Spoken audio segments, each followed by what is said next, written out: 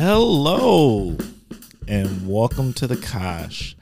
I'm your host, Timber Smith, and the Kosh is a podcast that spotlights people who've had an association with Oshkosh or the surrounding Fox Cities area. Kosh listeners, how are we doing? How are we doing this morning? You already know. So I'm going to give you the report on the day because that's what we always do. And today we have that four-letter word going on called snow. It's wrong. You know, I've lived in Wisconsin my entire life, and yet there's never going to be a part in that. I love Wisconsin. I do not love snow. Snow is not my friend. But you know what? I like snow blowers.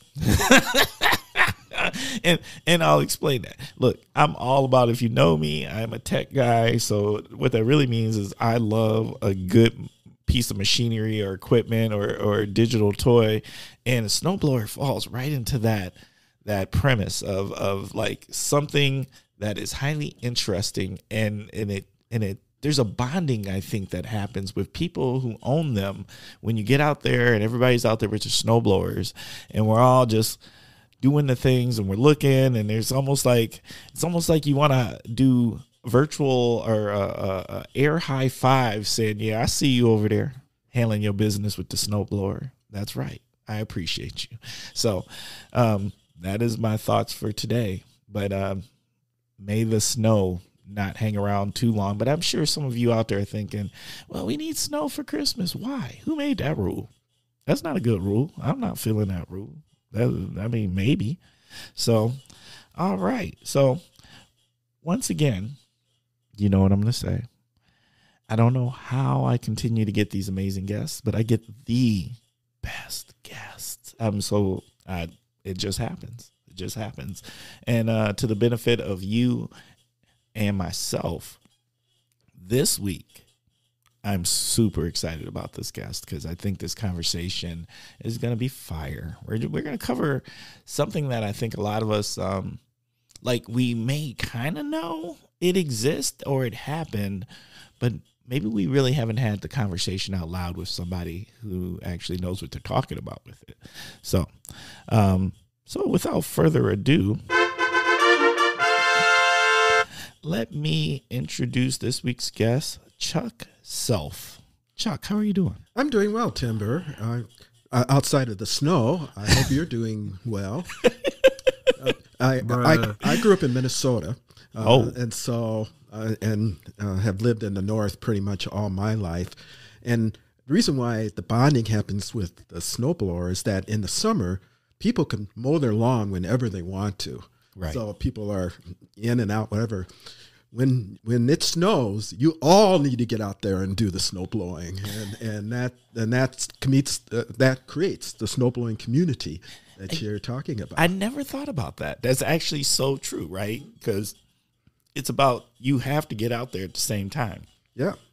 In places where I lived, snow blowing has been one of the major reasons for me to get to know my neighbors, and you know, I help them if I'm gone, and if they're gone, and people help me if I'm gone, and so no, I think that is the benefit of snow. Yeah, and people in Florida don't have that. Until hurricanes come, and then they have other reasons to get together, but that's different. Hey, look, I don't know about you, but I don't want hurricane to be a reason that I got to get to know my neighbor. That sounds like I just don't like hurricane. Hurricane don't sound like a good thing. I agree. But I do like what you're saying, and so now I'm gonna have to rethink my feelings towards snow because there is a bonding experience that happens with snow. So right. I will. You are correct. Right. So the people, your audience in the South don't understand that. No, maybe not. No. And I think if the South gets snow, they feel a totally different way about it than we even feel. Like we have acceptance, and we also have the tools ready to handle it. In the South, if it snows, it's a wrap. Yeah, that's true. All right. So we're going to jump in. So Chuck, can you please share a little something about yourself and what is your connection to the Kosh or the surrounding Fox Cities area? Well, as you just heard, I was born and raised in Minnesota. I have a little bit of a strange background because my college degree is in accounting, and my MBA University of Chicago's in statistics. So I have a strong numbers background. Yeah, you think? and because of that, I think I'm systematic in my thinking and disciplined. But yet I've spent my life making sure that I live in the real world and deal with the real world. I had a 40-year career in investment management that I retired from last June. And now, even though I'm retired, quote unquote, I have a number of for-profit and not-for-profit boards that I serve on. And that's a lot of my work at this point. And I'm very fortunate to have those opportunities to give back to the community on the nonprofit side and also be able to still continue to earn a living on the for-profit side. So my question is, when you do what you've done, and it sounds like you invested and managed money, do you ever really retire? Well, because somehow I don't think I could shut that off. I would probably always keep my eye on the things, and if there was an opportunity, I would still be looking for them. Well, and you're absolutely correct. You have to be mindful in order to do it. For instance, I'm just now, a year and a half later, not renewing my subscription to the Wall Street Journal that I used to, that I had for 40 years. And I still get the paper version because that's what I've done for 40 years. And so in January, it's going to run out, and I'm going to let it go and see if I can do that. But I don't watch CNBC like I used to, or Bloomberg, or listen to Bloomberg radio. So it's taking a while, but I'm getting to a point where I'm hopefully getting out of the investment business in my mind. But on the other hand, on many of these boards, I'm on there for my investment expertise and experience, and so I can't completely get away from it. But now it's big picture. It's not what's happening in the market every day. Okay. Any siblings or anything? Yeah. Or? So I have one brother who's the academic dean of the University of Minnesota Dental School. Oh. And so and I'm fortunate that at my age, 65, I still have two parents living, 91 and 90. And so, yeah. So they live in the same house I lived in when I graduated from high school. Oh. So I'm very fortunate, and I'm hoping this indicates that I still got many, many decades to live. That's the way I'm going to at least play it. That's the case. So I moved out of the Twin Cities to go to the University of Chicago, and then never went back to live. Just got back to visit, mainly in the Chicago area. I lived there for over 30 years, and spent a little time in Indianapolis, but I've been in this area for 8 years. And then I got here because of a job at Sumnick and Associates in Appleton, and I was the chief investment officer, and I ran a business there called iSectors. So it was the culmination of my career. I felt like everything I had done to that point was to do that job, and I enjoyed it. But I had an opportunity to do this board work, and so that was the catalyst for retiring. Okay, I was gonna ask, how did you end up here in the Fox Cities? Yeah. And even though I'm retired, at least for now, I'm planning to stay.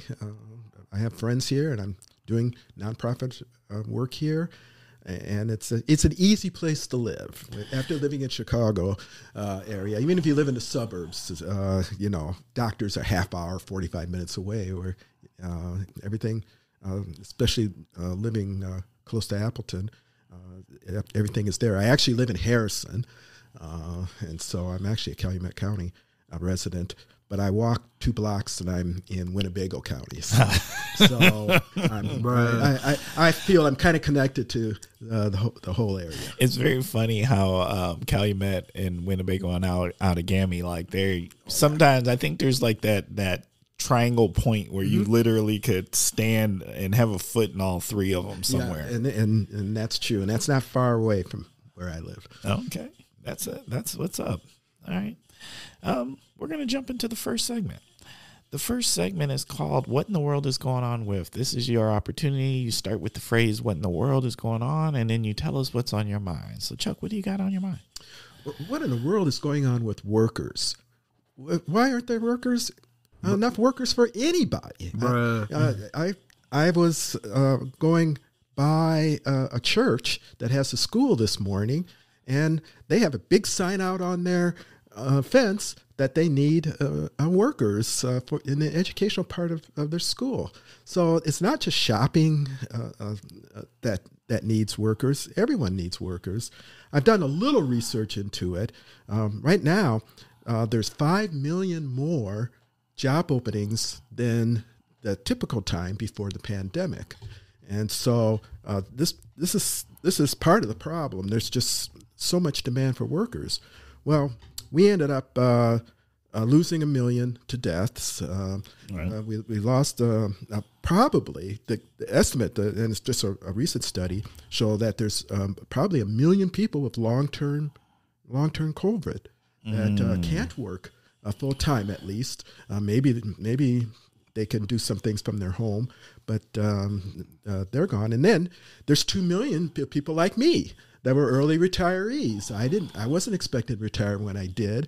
It wasn't because of COVID, but I had an opportunity, and there are a lot of people that took that. But even when you put all that into consideration, there's still 1 to 2 million people that have just fallen off the face of the earth, and this is a huge problem for economy. You know that because you see the signs, and you see shorter hours at restaurants sometimes, or they close, or they close on certain days, right? Mondays and Tuesdays, like you really got to call ahead. Yeah. Or they close their dining room, and you can only do drive-through or takeout, and so on. And not all those people are working for DoorDash or whatever. They're just gone.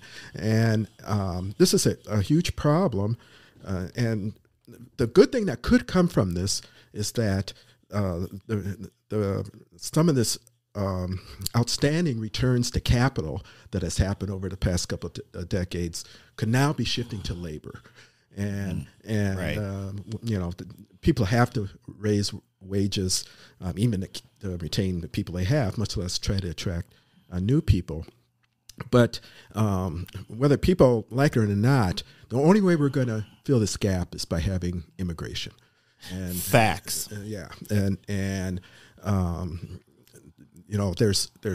always a controversy about immigration, but this is such a big problem that we have to rethink our immigration policies, figure out how to make it easier for people to at least get green cards, much less become citizens. And this is an immigration nation, whether voluntary or not. And so, this shouldn't be a hard thing to figure out. But so far, it hasn't had a lot of focus in Washington to try to do this to bridge the gap. I think it's a backfire on what I'll call immigration attitudes. Mm-hmm. I never understood it in the first place because let's be honest, immigrants come here, and I'm tired of people trying to say they're utilizing benefit. No, they're not. Mm-hmm. We may have to help them initially when they get here, but that's a very low cost investment for what they contribute to the economy and to our cultural society, period. There's a richness. We need those workers. And also, let's be honest, some of the work that they do, you Americans aren't going to do it. That's right. Not for what they're getting paid for. Yeah. So, and that's always been the case. Right. It's always been the case. In my grandfather's grandparents' generation, and it was black people that did those jobs that other people wouldn't do. And then eventually it became immigrants, especially those from Latin America. And if you live in Chicago, you get used to having Polish immigrants cleaning your offices. So it's true that as groups get a raise in their place in society, that it's good to have other groups filling in so that they can get here and their children and grandchildren can have tremendous opportunities. What frustrates me about that whole conversation or the attitudes towards it is it was never about, like, to me, something that was truly detrimental, right? It was literally just it was a social construct conflict created just for the sake of voting, to put an us and a them, and to make people get galvanized or polarized around the subject so they'll vote a certain way. But at no point was there really anything that there was no there. Yeah. There wasn't something like, no, these immigrants don't harm us. They help make us better. They make us stronger. They make us a stronger workforce. They fill in the gap. They help keep some of our costs lower. You know, we're having this challenge with inflation. Well, you know, we've been multiple presidents at this time. I would say 3 presidents in, right? Because I don't remember the same immigration conversation happening during the Clinton years. But for Bush, for Obama, for Trump, you know, there's whoever decided like this was going to be the thing that we're gonna motivate people around and make it a thing, and it just doesn't economically. It makes no sense for the U.S. It's not a good attitude. I don't want to call it a policy yet. I mean, I know there's policies surrounding it, but it makes no sense. Right. And the studies show that, you know, it not only hurts to not have the immigrants come in, not only hurts the immigrants, but it hurts the rest of us too. Again, we don't get to live the life we want to live because we don't have that labor there. We don't have the richness of the cultures. And, you know, living here in the Fox Valley, we have, of course, a lot of immigrants from different countries and, you know, big Hmong culture. And so it's not that, you know, it's the us and them situation. It's us with them. Correct. And until we realize that, you know, we're going to have a problem. There's a book out there called The Sum of Us by Heather McGhee, who talks about that all these things we do to hurt disadvantaged people hurts all of us. And so this is another example of that. That makes too much sense. Okay. What in the world is going on with holiday Christmas movies set in Wisconsin, not representing Wisconsin? Like, I know, and look, if you know, this, you know, we have the Christmas movie conversation. I've brought up Christmas movies in past episodes, and here's the thing: Christmas movies during this time of year, the minute that Hallmark opens them up, they're the background noise in our house. We keep them on all the time. They're happy. They're just good stories. They're way better than reality TV and the nonsense there, right? So Christmas movies are always on. And I started noticing there's a number of these Christmas movies that have started to get placed in Wisconsin. There's even one Christmas movie I saw that was in Oshkosh, Wisconsin. Oh, wow. Yes. But here's my thing. You know what I've noticed about these Wisconsin Christmas movies? There's no Packer stuff. People are baking cookies, not making chili. There's nobody outside in shorts on the grill making brats. These are not Wisconsin Christmas movies. They're not set here. Yeah, no. They're not that filmed here. Maybe it's a better way. Yeah. They don't know us. Mm-hmm. That's what I'm saying. Like, because you know good and well, if it was a true Wisconsin Christmas movie, there's things that would be in place. There's going to be at least one Packer ornament on the tree somewhere, mm-hmm. or a flag or something. Somebody, you know, or Badger, right? Or Bucks. You know, we can't forget the Brewers either. But nonetheless, there would be representation, because the one thing we do here well is we do represent. And everybody's always baking these cookies and stuff. Look, I don't know about you, but I believe that chili might be the Christmas wintry substance of choice around here. You're speaking to my heart, Timber. I'm just saying. You're speaking to my heart. Yeah, I'm just saying. And what's interesting, I just heard this week an interview with a person that's in one of these Christmas movies. And what they did is they filmed the whole thing in a cul-de-sac in a snowy place in California, and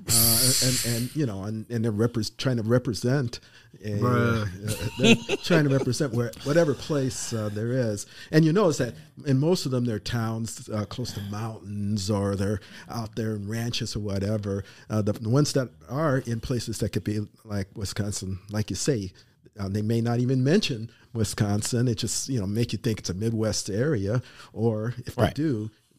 There's no way you could tell that it really was done in Wisconsin, and it probably wasn't. I'm just saying, look, if y'all going to go ahead and make these movies and say that they are set in Wisconsin, then represent us. Represent who we really are. Yeah. That's it. Amen. Okay. We're going to jump into the next segment. The next segment is word association. This is where I'm going to say a word to you, Chuck, and you tell us what's on your mind. And we always start out with our unifying word, the great word, the word of food. Oh, well, it's hard to come up with one, but chicken wings are my absolute favorite. I try to make sure I have chicken wings every week of the year, whether it's at a restaurant or at home. They are my great comfort food. Oh, you're speaking my language. You're talking to my heart and my head. So do we got a favorite chicken wing around here?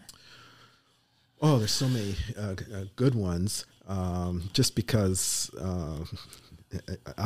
I would say out of habit more than anything else, I show up at Buffalo Wild Wings often, but many bars have great chicken wings, and it's almost like you can't lose. They in order to be competitive, they know they have to be good at that. I'm going to give a shout out to Parker John's. Okay. Parker John's recently, I've been kind of hanging out there. I won't call Parker John's my new church yet, but it is an establishment that I do like to go to. And I've had their wings a couple of times now. They're decent. Yeah. And if you don't know it, they're getting ready to open a new one on the northeast side of Appleton, off of Ballard Road. No, I didn't know that. Off of 41, yeah. The place was Beef Eaters before, and now they're turning that into a Parker John's. So the Appleton audience will be able to imbibe also. Oh, well, you know what? It sounds like, Chuck, we're going on a chicken wing field trip. Okay, sounds good. I'm in. All right. Cocktail or beer? Well, cocktails is what I usually drink, and my summer drink is Tanqueray and tonic, and my winter drink is Tito's and tonic. So gin and tonic in the summer, and in the winter vodka and tonic. It's it's light. It just tastes good or whatever. I'm not a hard drinking guy. I want it to be light, and when I'm done, not feel like I had to go through a lot of machinations to get through the drink. I do. You know what I like? I like that you made it seasonal. So there's I'm gonna go this route when it's warm, and then these are for when it's not. That is fantastic. See, I'm consistency. I drink the same thing all the time. I am. And you know what? I have moved. I was Grey Goose loyal for a long, long time. Oh, nice. But I've moved to Tito's. Okay. And I'll tell you why. Part of it is economics. Cost. Economics. Because there's a lot of establishments that have a Tito's special. So I found out I can go Grey Goose, but I mean, if Tito's is going to get me there and there might be $1 or $2 cheaper, then guess what I'm going to do? Yeah. Tito's is my new friend. It adds up. Yeah, that's right.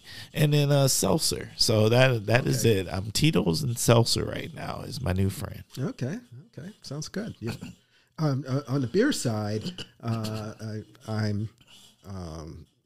don't drink much beer, but I like 312 up in the Chicago area, and Blue Moon.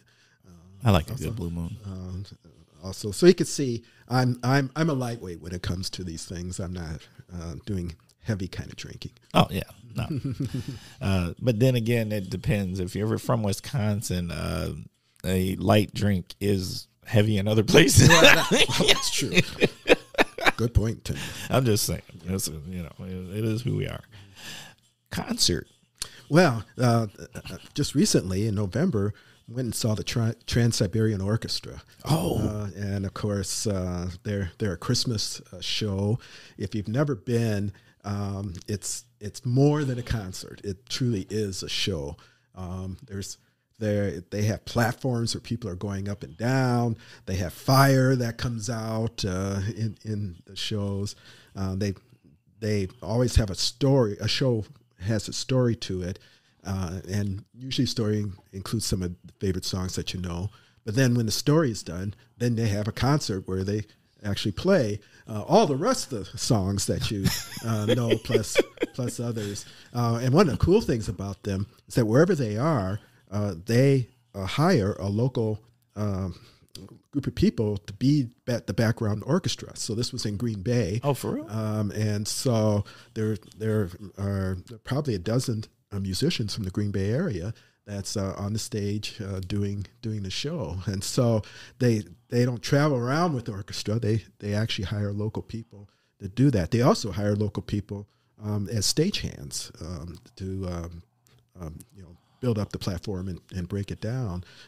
They have some roadies, so to speak, to help them, but in both cases they're using some local labor. So if I think there's still a show in Milwaukee that is available. I don't recall when that's going to be, but if not this year, put it on your calendar. Get on their mailing list, because you get on the mailing list, you get early entry as far as tickets are concerned. You know when it's going to happen, and they only go from November to January, and then they do other things the rest of the year. Oh, okay. Like that just seems like a really cool show. Like it seems like it would be lights, like it's not just listening to the music, but there's a lot to take all of in. your senses. I always sit close enough so I could feel the heat from the fire when it happens on the stage. So it tickles all of your senses. Chuck, you're a braver man than me. I'm going to try to stay away from the fire. That's fair. Streaming. Well, actually, I'm not much of a streamer, but I have started to watch Thursday Night Football on Amazon Prime. And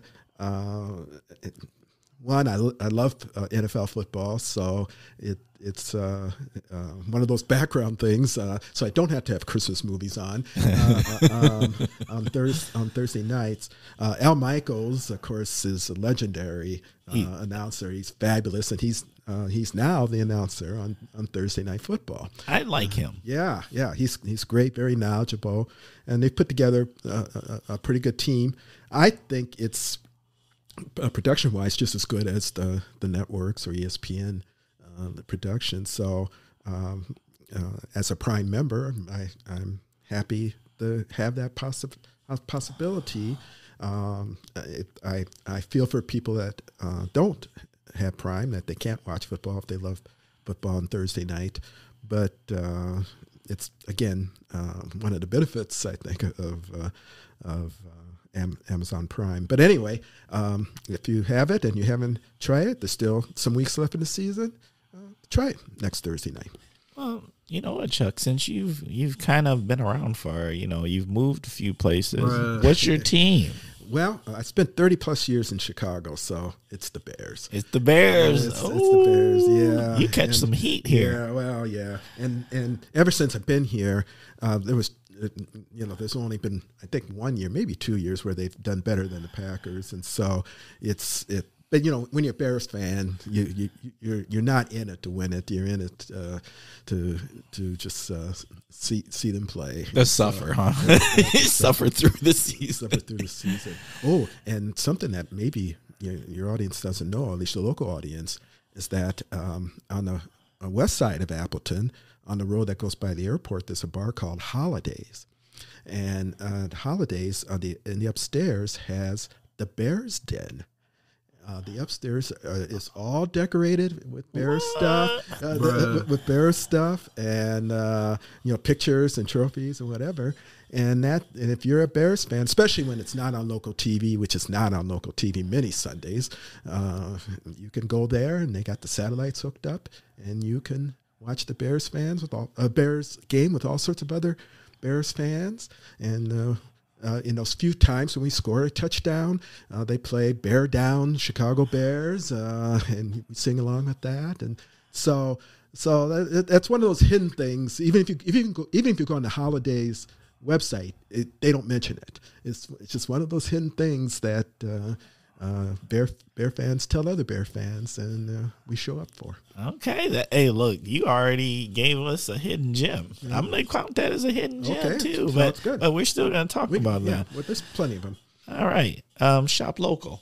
Yeah. Fifth Ward Brewing is a favorite place of mine. Although I just said I'm not a big beer drinker, I like the place. I like the atmosphere. The beer is good. Sometimes they even have entertainment like comedy shows. I've done that down there. And again, I don't live in the area, so I don't do a lot of shopping in the area. But Fifth Ward Brewing, as far as I'm concerned, is worthwhile going down to see that. I've definitely I've gone there like one time. It's a good time. Mm-hmm. Yeah, a very, very good crowd. Time. Good crowd. A lot solid, of space. Just a solid group of people. Yeah, and they often have food trucks outside, so what you can get a little food. They don't really serve food there, but the food trucks they let you bring that inside, and it's all good. Hey, look, I'm a sucker for a quality food truck. Yeah. There's something about the food truck food. Yeah. It's authentic. Let's put it that way. In many cases, it is. Yes. You really can't. I don't know if you can get more authentic than food truck food. Right. No, I think you're correct. Legacy. Yeah. I think that. The pandemic is going to be a big deal for a long time. Even once we get past the medical aspect of it, the effects, we were just talking about employment, but the effects on American life is going to be tremendous. I mean, we already started to see it with the hybrid working, at least with white collar workers, the medical advances that have been amazing that have taken place. And I think the processes that had the medical advances take place will help in other areas. If we could get the vaccine that we got so quickly, there'll be other medical advances that will come much more quickly. Now we know how to just put our heads down and get things done. When you look back at the Spanish flu in the 19-teens, it had a tremendous impact on society. There was a mini baby boom after the Spanish flu, and that baby boom happened then, and not after World War I, which ended earlier. It was after the Spanish flu, so we'll see if we get that. But one of the things that I read about is that the increase in alternative medicine really started after the Spanish flu, because people lost faith in the traditional medical community at the time.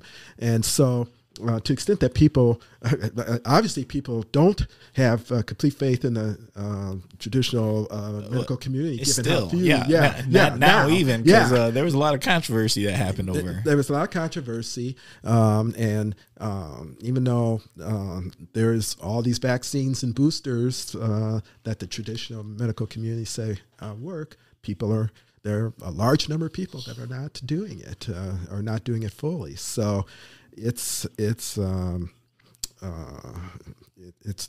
going to be interesting to see what happened. I think that this is going to continue to lead to more thoughts about what's the right way to do socialized medicine, and in essence, we have an increase in socialized medicine. In fact, today I'm going to get my latest set of COVID tests for free from the government, and you could just go on covid.gov and order them for free. And so it's going to be pretty interesting to see what happens after the pandemic. I never thought of it that way, but it's a very good point you're making. Like, this could be the introduction to socialized medicine. We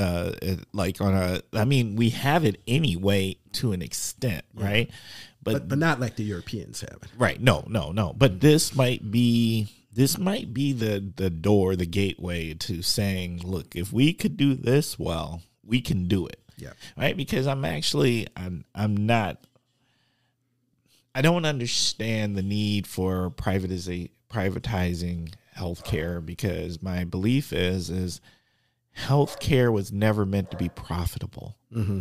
Right? The idea that we've constructed, it's a societal good, not a right. Yeah. And the fact that we've constructed it to be as such, that's not benefiting us as a whole. It is just, there's no way it can, because once you tie it to money, your health care, and if you don't have money or insurance or whatever and you can't get it, that's not good for the greater good of our society. Yeah, and the statistics show that in developed countries, we spend the most per capita on health care, and our outcomes are in the middle of the pack. Right, it doesn't match, right? Yeah. We're spending the most money. There's something wrong with this picture.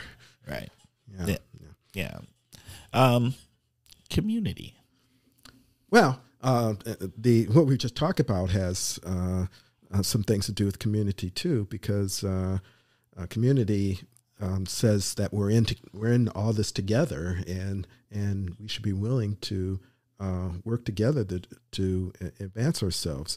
And unfortunately, we've become we've interpreted the American way of life to be so individualistic that there are times we don't do the things that we should do as a community. And given our technology, it's so easy. Everyone's got their own phones, almost in every class of people. Right. The closest thing we have to community are sports. We were just talking about the Packers. Well, if you live in this part of Wisconsin, there you got something in common, whether you're liberal or conservative or what ethnicity you have or whatever. But unlike in my youth in 1969, when we all saw the moon landing and men getting out on the moon, we just don't have those kind of events anymore that bring us together. And so I don't know if that's good or bad. I'm just saying, as far as community is concerned, I think the genie is out of the bottle, and we're going to have a hard time recreating the community that we had. Look at 9/11. I mean, after 9/11, we thought, this was something that was going to bring us all back together. Well, even 9/11 didn't bring us back together. And for a little while. Yeah, it did for a little while, but it not long term, right? It dissipated pretty quickly, and fairly quickly. And now you wouldn't be able to, outside of going to the memorial in downtown New York. There's relatively little of that left. I blame that on the fact of as long as it is, as people see it to be advantageous to divide us, to consume power, we're in a bad place. Yeah. Right? Because that's really what people are doing there. They know we're stronger together, but you can't build power like that. Right. So you have to create these wedge issues to divide us, and then you can become powerful in said groups. And that's a point, again, made by the Sum of Us by Heather McGhee. I don't get any enumeration from that, but I've been reading that book, and she makes that point there also. Okay, we're going to jump into the next segment. The next segment is the Kosh Hidden Gems. This is your opportunity to share something, someone, whatever it is. It could be something we all know about, and maybe there's a particular thing we don't know about it. But what gem do you have for us this week, Chuck? Well, hidden in the Oshkosh Public Library on one of the upper floors is the Winnebago Area Literacy Council. And the Winnebago Area Literacy Council is there to help immigrants learn English well enough to be able to function in our society, whether it's to work or be a parent, help their children go to school, or whatever. And we were talking about immigrants earlier, and this is a important organization in this area to help increase our workforce, so that make sure that they know English well enough so that they can do that. I am a director. I'm on the board of directors of this organization, so I wanted to disclose that. But the need for volunteers and donations is huge, and I would encourage people to go to winlit.org to learn more about the organization. And even if you're not in Oshkosh, most most cities have a literacy council. Right. That does that. In Appleton, there's one for yes. Appleton, and shout out to the Appleton Literacy Council. They do great work. Yeah, and most of them do, and it's really done on a pretty low budget with volunteers, and so and relatively little government aid, and so it's something that I would invite the listeners to find their local literacy council and at least understand it, at least learn about it, and you may want to be part of it. And so I'm proud to be part of it, and I know that the work we're doing is helping the Oshkosh area. Yes. I just want to say that I was lucky enough to go to I believe it's their major fundraiser event, which is a spelling bee. And the energy in this room, it was packed. I mean, it was the participation. Like, I didn't know it was going to be as big as what it is. It was big. And what I will also say is this: what I learned is that I can't spell. I'm just saying. Well, I don't know where they find the words. Yeah, those words were wrong. Yeah. And it turned out, and Tim Murder's wife was sitting at our table, that we were fifth as far as the results. We were the fifth highest, and there were dozens and dozens of tables. And so together, we did a pretty good job. Hey, I did not know we came out as fifth. Yeah. That's pretty good. Yeah. Okay. What's the Kosh need? Well, I'm not a resident here, so it's very hard for me to say. And I don't work here, so. Do you have one for the region? Is there something in the Fox Cities needs? Well, and actually, the Fox Cities, for its size, I think, does a great job. We have to continue to have events that are attractive for a wide range of people, whether it's male, female, ethnicities, or whatever. A lot of our events are still historical base, and we always have a Martin Luther King birthday celebration in Appleton, But there should be other things besides that. Well, I think they're doing better. I mean, the Juneteenth Day celebration is impressive. Yeah, and that's relatively. Latino Fest is impressive. The Hmong New Year, I'm trying to think, what is the event? It's not Hmong New Year. There's a Hmong celebration that also happens during the summer months. I'm always, for Northeast Wisconsin, I'm always blown away by what actually the things that are starting that Appleton does, and what I've noticed other surrounding communities are starting to do. Some of that stuff, some of that energy, the will and the want and the acceptance is trickling into places like the Kosh here. And, maybe we're not doing it yet or on that grand scale, but it's people are talking about it. And I think these things are going to start appearing more often. Well, that would be great. And I just also like to see that kind of energy be integrated in the society-wise bigger events. They have a number of people of color that are entertainers on Mile of Music. But the participation of the community is relatively low from my just from my experience. Yeah, I don't know if a lot of the residents, diverse residents around here, know all of the entertainers that come to Mile of Music, and actually the quality of those. I mean, the people they bring in for Mile of Music. Whoa, yeah, that's some powerful.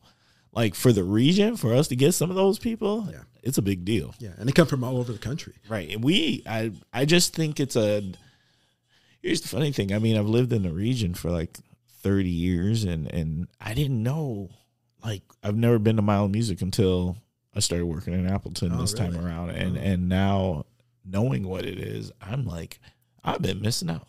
Well, if you live in Appleton, you can't get anywhere downtown doing Mile of Music. So unless you're not going by downtown, unless you're the officer with lights flashing.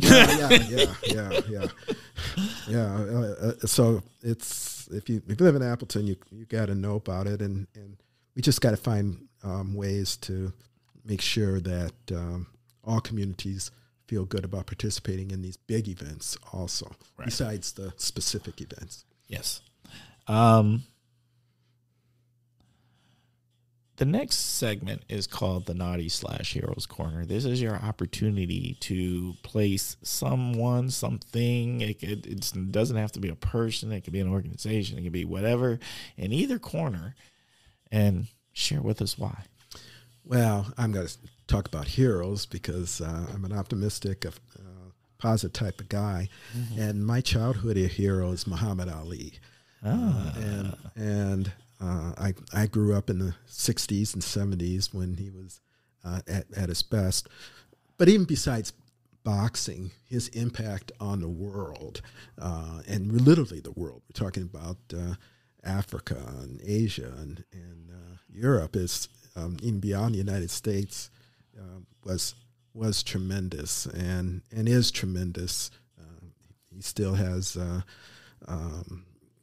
you still see a lot of posters of him, and there's constantly new books written about him. I have a pretty good library of Muhammad Ali books, and I got some artwork, some posters.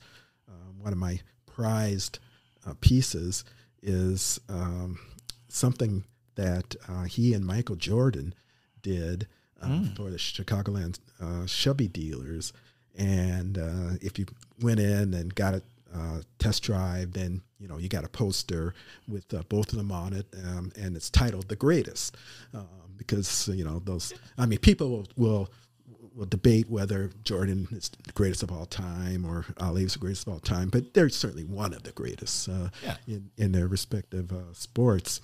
Well, the Chicagoland auto dealers, actually, each of them got 3 copies of that poster that are actually signed, wet signed by to them, and they have the attestation that they were signed by them. And one of those dealers had kids that went to the school that my kids went to, and at an auction, I bought one of those posters. So I have a copy of that at my place. Chuck, that's fire. That's fire. It's really cool. And being in Chicago a long time, Michael Jordan also, of course, even though he hasn't, he played for Carolina for a little bit, but really hasn't played in 30 years. 20 years, I guess is right. 20 years. He's still a legend and a place that I think even beyond basketball, just being impact. He changed the game. He literally changed the game, and even though those of us who can never be as good, his concentration was and attention to details was tremendous. And I think he had a will to win that like most people. Right. Like it was different. Like he did not. It was no joke. Oh no! Yeah, he had to win. Yeah, and losing was not tolerated, and so but Ali, for as long as he was able to box, and 3 different times was the world champion, in heavyweight champion. It's a feat that'll never be repeated. And I think that you'll have an impact for many decades to come. Okay. Thank you. At this time, I think we're just going to take a quick commercial break. Hi, I'm Dawn Gulke, the Executive Director of Casa of the Fox Cities. Science proves that one consistent adult can change the story of a child. Could that one person be you? Become a court-appointed special advocate. Build a relationship with a child, help identify their needs, and give that child a voice in a process that can otherwise feel lonely. Contact us today. Children who have experienced abuse and neglect can't wait. Learn more about Casa of the Fox Cities at casafc.org or call Leah at 920-257-4733. All right, we're back. So this is that time of the show, one of our favorite times of the show, where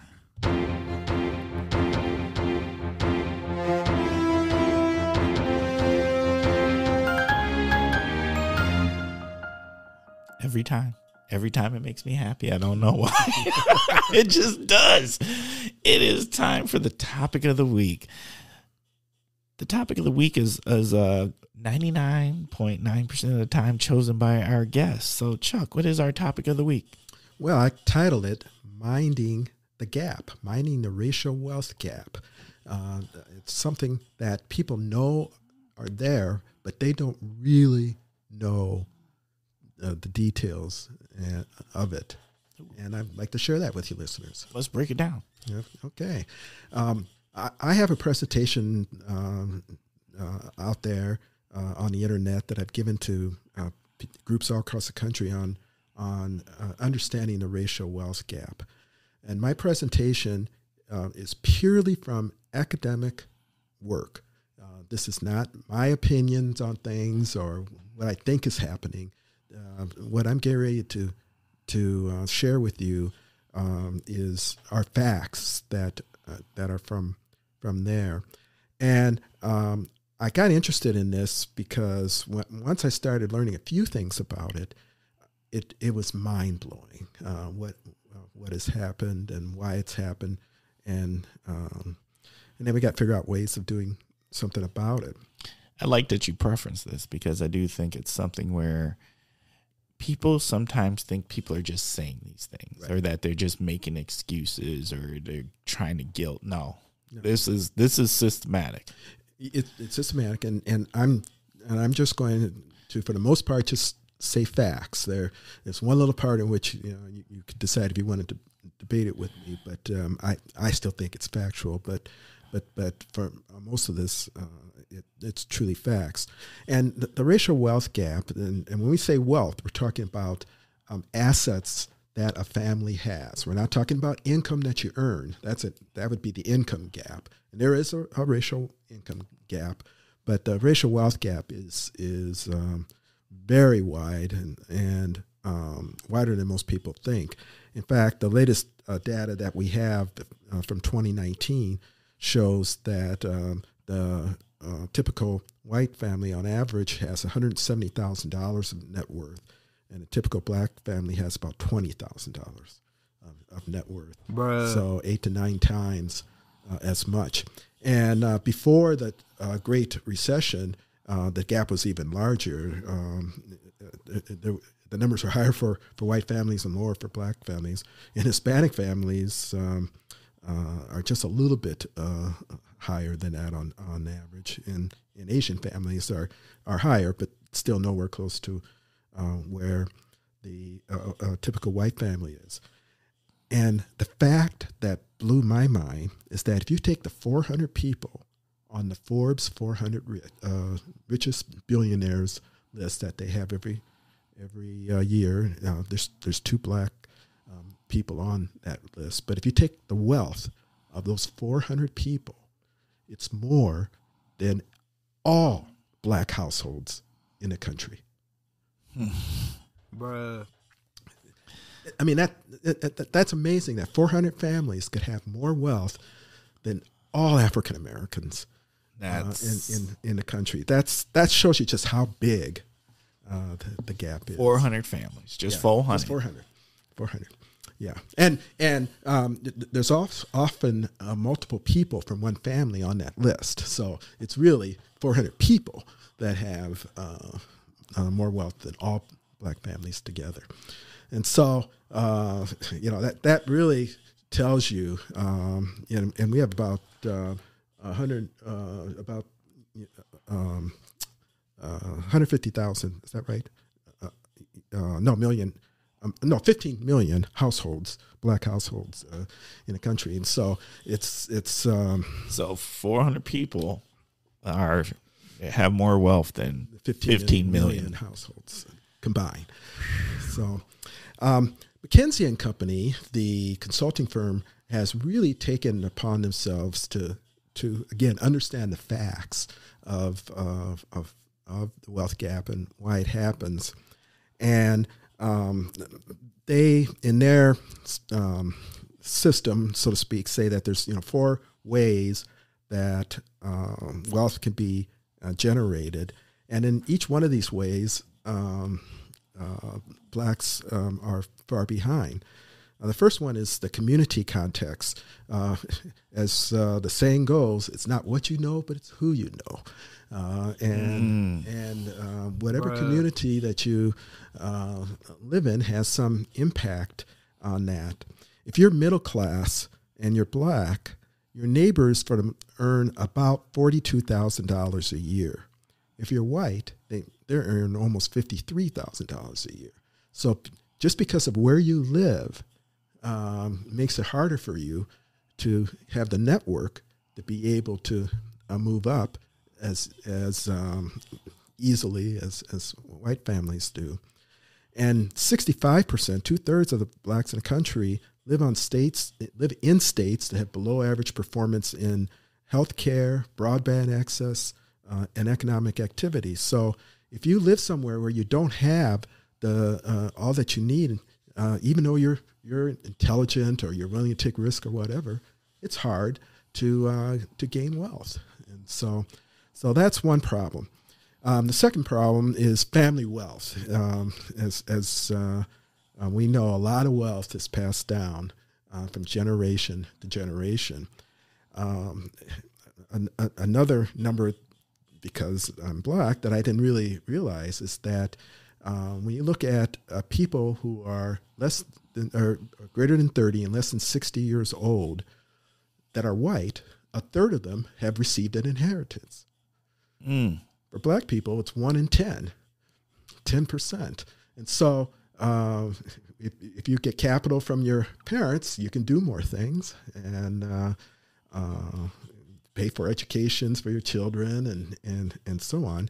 And then when you did get an inheritance, the white inheritance is about double that of the black inheritance on average, $196,000 versus $100,000. So that perpetuates the gap with the wealth going down from generation to generation. The third thing is, of course, income. And again, the way, especially for professionals, if we talk about professionals, what happens over time in their careers have an impact on what kind of income you have, which impacts what kind of wealth you can maintain. It turns out that at entry levels, the demographics of professionals reflect the country. As far as the number of men and women, white and black, it's pretty much the same. It's 36% white men, 31% white women, 17% women of color, 16% men of color. But once you get, and as you go up all the way to the C-suite professionals, the chief investment officers, the chief financial officers, and whatever, over 2/3 of them are white males. And only 4% are women of color, only 9% are men of color. And so if you're not able to earn big income, it's hard to generate wealth for your family. So that's a problem. Facts. And finally, the ability to save, of course, has an impact on what wealth you have. And of course, housing is a major problem as far as trying to figure out how much you can save. If your housing costs are high, you can't save. And it turns out that among renters, let's just talk about renters, that if the percentage of the renters that pay more than half of their income for housing is a little less 20% for white people, but it's over a third for black people. So those households can't save when they're spending over half of their income in just trying to keep a roof over your head. And there's similar type numbers for owners too. So together, when you look at those four aspects, it's not hard to believe that there's a major wealth gap that is ongoing.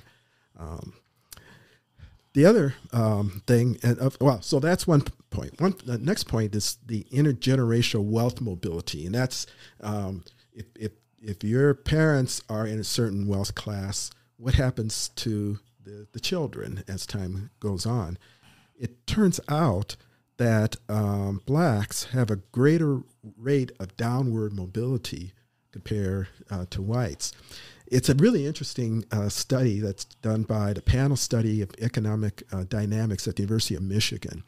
Back in the 60s, they started collecting all sorts of income and wealth data of a large sample of families across the country. And then ever since then, to the extent they are able to, they follow those families, generations, and now they're in the third, going on to the fourth generations of adults in this case. And what they found is that one of the more interesting points they found is that if you're in the top 20% of wealth, if your parents were in the top 20% of wealth, it is almost assured that you will not be in the top 20% of wealth if you're black. It's the numbers are... What? The history is such that it's almost assured. It's close to 100% that once we get there, right, the next generation, for whatever reasons, we don't know all the reasons, but for whatever reasons, the next generation will probably not be there. There will be another generation that'll get there, but then the next generation. But it doesn't stay in the family. It doesn't stay in the family. So it's 1% of the top 20% of wealth are blacks, and the families that are that way now versus in the 80s are almost completely different. There's a few exceptions. I want to ask what happens. Well, and I don't have the facts to tell you. They don't collect that on what happened. But there's many white families where they're in the top 20% and they stay that way for generation after generation. And so when you have that going up and down, it's hard then to have one family build the wealth to be able to do it. I mentioned there's two black individuals in the Forbes 400. Well, they're first generation. They didn't get any help from their families to get there, any significant help from families to get there. So that's it's and of course it's unequal to start with. I mean, if you look at the lower 20%, blacks have a proportionally higher place in whites. But even when you get there, we're not staying there, and that's something that there needs to be a lot more research on. And so that impacts the wealth gap. That one just blows me away. Yeah, because you would think like if you can build it, that you would set up. Like you do the things. Get the professionals that would help you. Well, yeah, and that you do the things that the other, for lack of better terms, the white families do to create and protect those assets, right? And to make sure that they like stay in the family, or they're passed on, or that they're put in a trust, or whatever it is that is done to guarantee it. Well, and maybe there are no guarantees. It all depends on what happens, but I don't know why, but those are the facts of what has happened. So, Duke University has the Samuel Du Bois Cook Center on Social Equity, and they've done a lot of work and research in this. And they have a publication that I invite you all to look up called "What We Get Wrong About Closing the Racial Wealth Gap," and they go through 10 myths about closing the racial wealth gap that I'm going to raise my hand and say that I at one point believed one or more of these myths, and it's likely that you and people in the audience believe these myths. And we don't have time to go through all 10. I'm just going to go through a few of them. Okay. But the one that I was raised with is, if I get the highest education possible, then that's going to become the great equalizer. Right. I was, I come from that. I think a lot of people in professionals were raised with that. It turns out that when you look at the numbers, that white college graduates have the typical family has about $268,000 of wealth, whereas a typical black family has $70,000 in wealth. So a white family with the same education typically has 4 times the wealth that black families have. And in fact, to really blow your mind, white high school dropout families have more wealth than black college educated families, typically. Bruh. I have no words. $83,000 is the median for the median household for high school dropouts that are white, and black college graduates median is $70,000. I mean, I'm not realistically. I'm not surprised, but it gives me pause. You think the education would, be an equalizer. Equalizer for that much difference in education, and as we'll talk about before, obviously there's wealth being transferred in these these white families, so that they could have whether it's a farm or a business, land, or something like that. Land, yeah. So that's what's happening there. The other myth that I know I had is that if I work hard, if all of us blacks work hard, we can close the racial wealth gap. And again, it's not going to happen that way.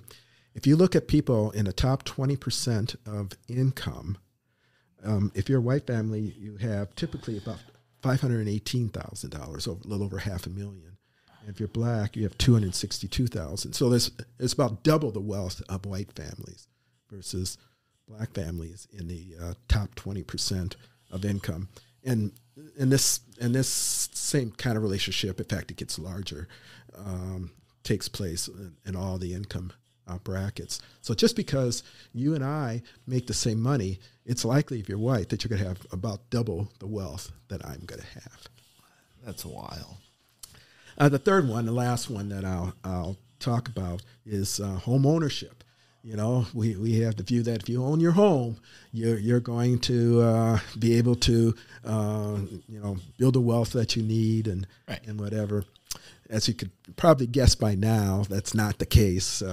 White homeowners have 2.5 times the wealth on average than black owners, about $240,000 versus $100,000. So and they go through. I won't talk about the numbers, but one of the myths out there is that black households are overrepresented among the poor and whatever. And, that alone will do it. Well, even within these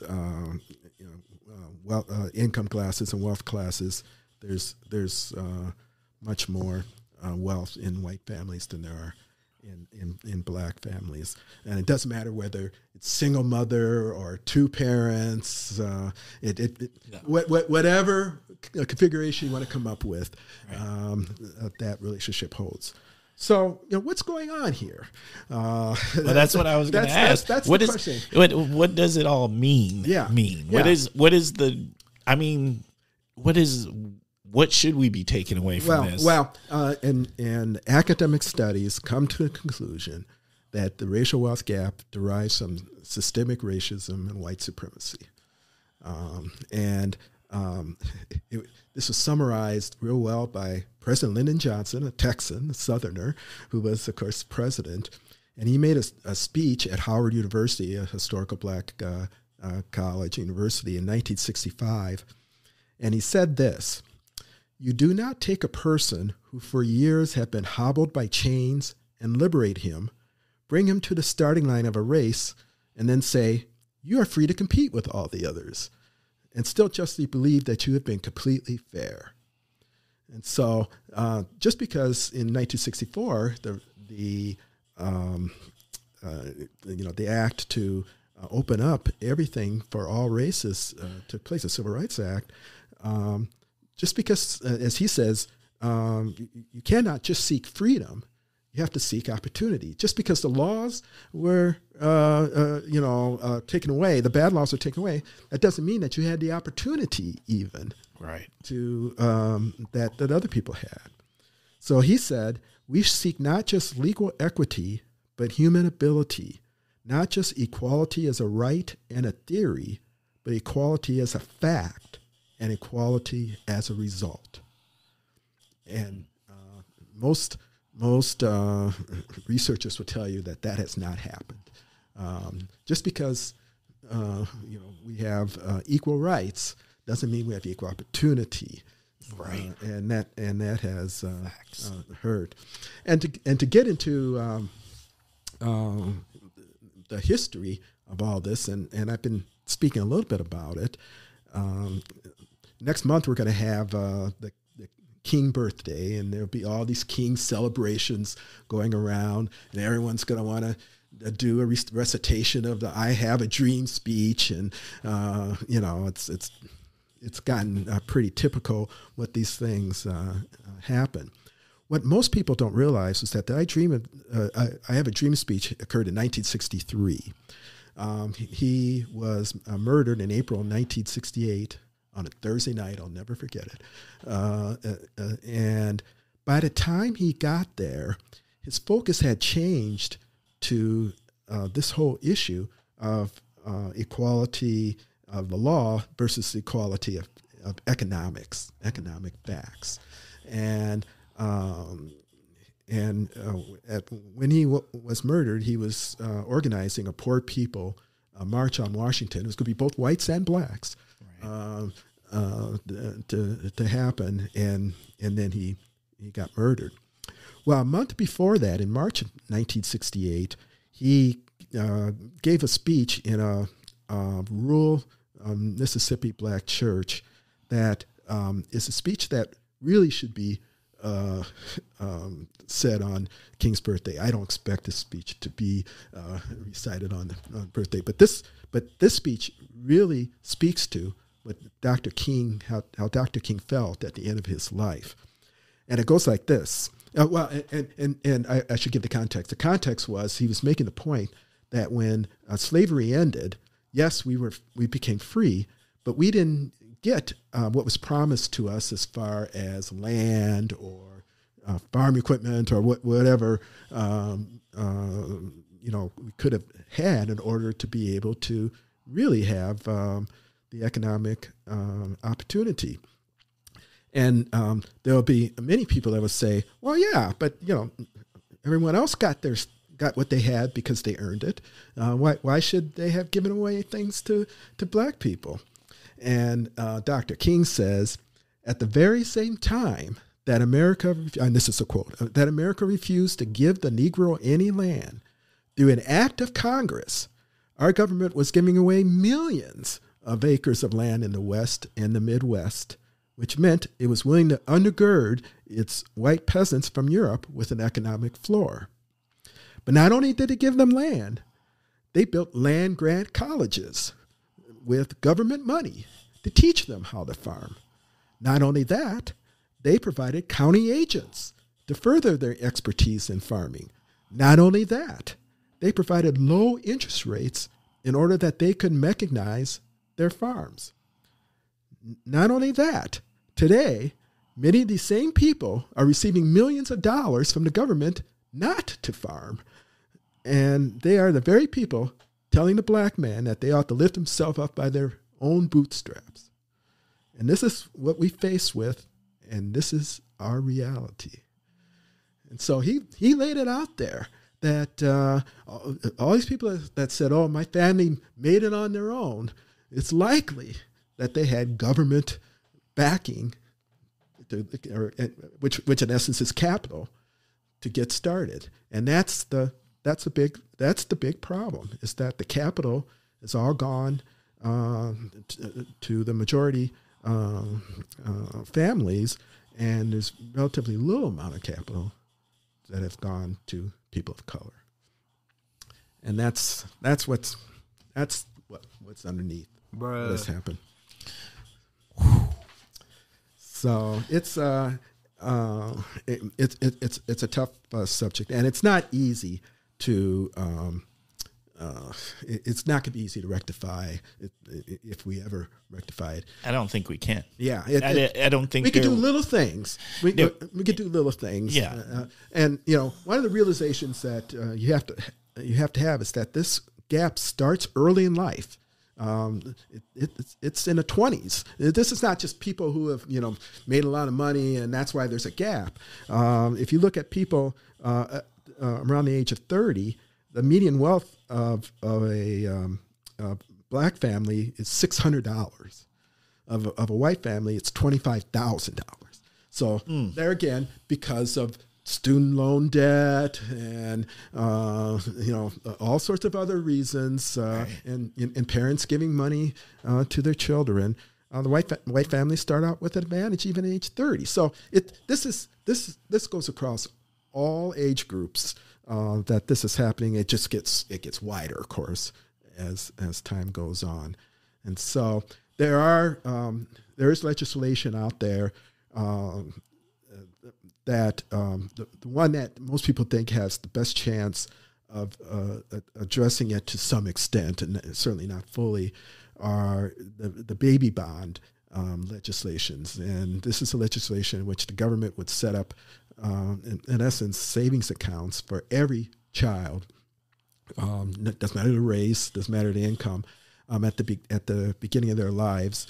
And then as time goes on, based on taxable income, more will be given as time goes on. If you're Bill Gates' child, you get a relatively little amount. If you're, a poor child, you get more.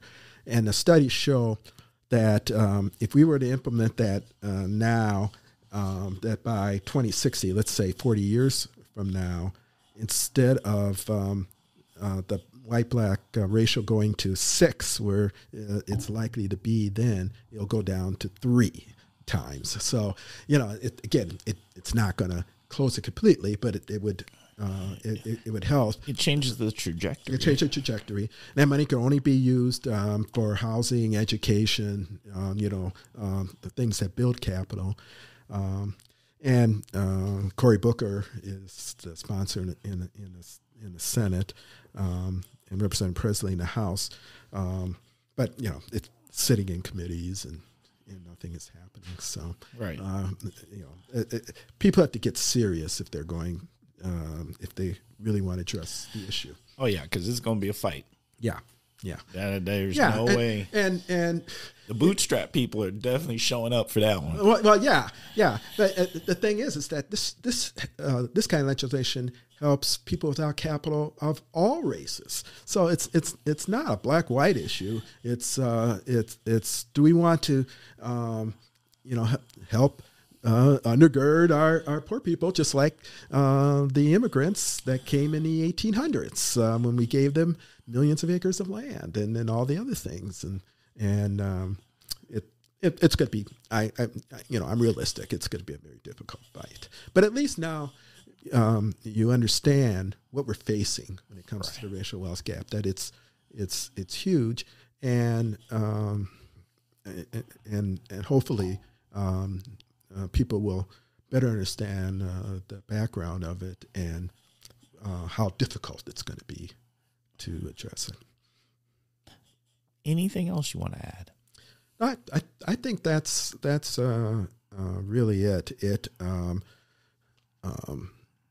Make sure when you read articles or hear people talk about it that they have their facts correct, because there's many people out there that will say things and they're not backed by reality. Everything that I just told you, again, came from academic studies or think tank studies. And so make sure that if you're going to follow this, that you understand the sources of what is being told. Is there a centralized location where if, let's say, somebody listened to this and they were like, I need to learn more? Yeah. Where might they start? Yeah. I think going to the Duke University Du Bois Center is a great place to start. They have a lot of stuff on their website. It has a better explanation than probably I gave on these myths about the gap, and you really learn a whole lot from that. And then they're doing continuous studies there. The other place, odd enough, is McKinsey and Company. I mean, McKinsey is a internationally known global consulting firm, but they have done a lot of work on the causes and just understanding the racial wealth gap. And so they have a tremendous amount of resources on their site also. What we'll do is we always like to tell the listeners, we will, if we got some links, we'll be sure to put these links in the podcast notes. Okay. Yeah. I'll make sure to share that with you. All right. Thank you. All right. Thank you. No, we needed that. I just think it's important to know this stuff. And I like the constant preferencing of that, these are facts, that this isn't just assumptions or people talking randomly or anything like that. This is what it is. And how we're able to function in this society, this United States of American society. Wealth matters. Yeah. It does. All right. Well, it's that time of the show now. Thank you. We're going to start winding down now. Thank you for spending time with us, Kosh listeners. Thank you for giving us your time, your minds, taking this in. as you know, we are a work in progress. We're always trying to get better. We're trying to improve. We always welcome you to engage. Ask us questions. Ask to be a guest. However you'd like to engage us. And one way to engage us is we have an email. Our email is askthekosh@gmail.com. Once again, that is askthekosh@gmail.com. This is the holiday season, and I'd like to encourage all of you, if you're a Kosh listener, maybe you want to say some well wishes to some people coming up for the new year or for the holiday season or birthdays or whatever it is. Reach out to us. We have a voicemail, so please feel free to call in and leave us a voicemail, and we will play it here as is on the show. And that is the voicemail number is 920-385-9298. Once again, that is 920-385-9298. And Kosh listeners, let me tell you this. Thank you for those who have purchased Kosh gear. So the Kosh gear, accidentally, I think I republished it on the social media, and I got some good orders in, and guess what? We are almost out. All I got are mediums left. So if you would like a medium shirt, we got one for you.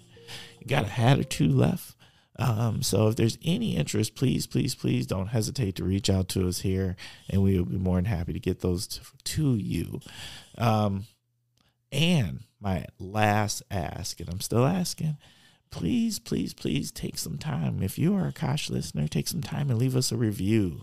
It really helps. It helps how people can learn about the Kosh and our rankings.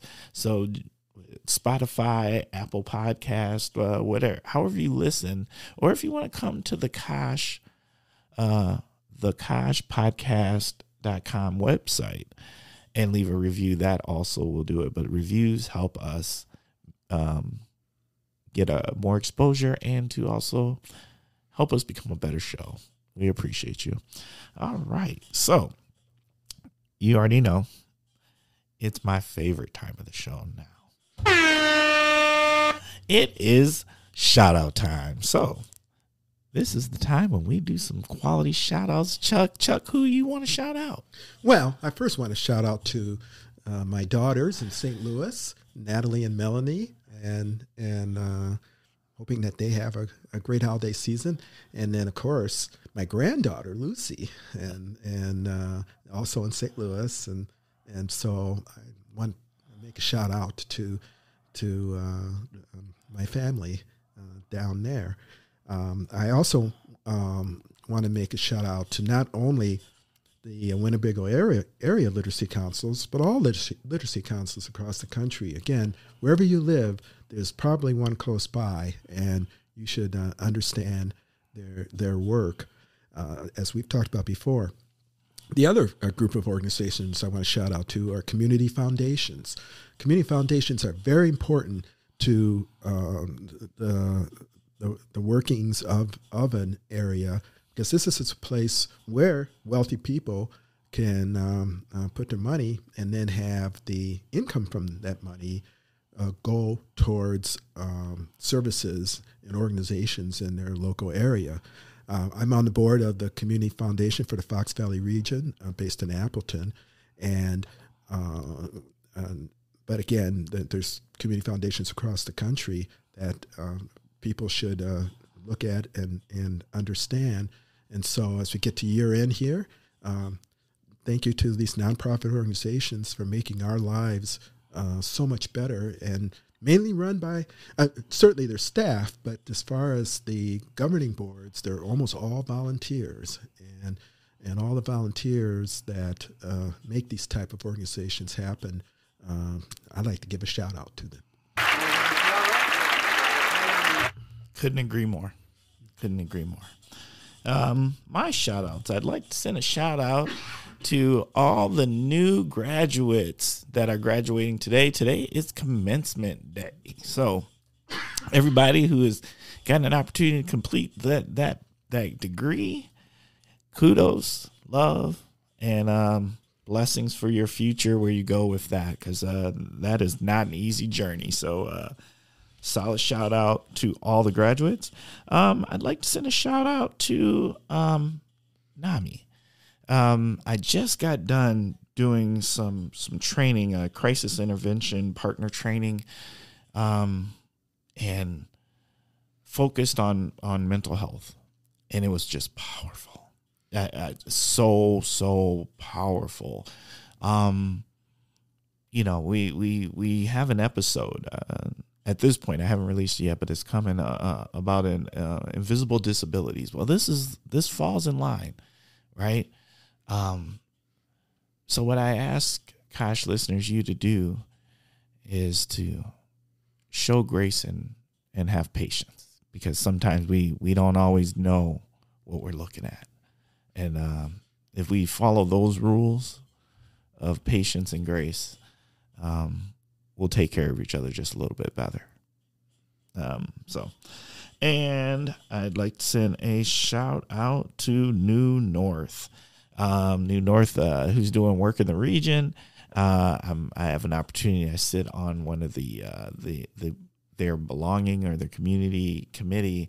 And every time I go, there's just wonderful things happening. It's a great think tank and people moving the region forward, with just thoughtfulness and on all accounts, trying to make make it better economically for us all, as well as just trying to make us societally better also. So big shout out to New North. All right. That is it for my shout outs for the day. So, Chuck, we got one more thing left to do.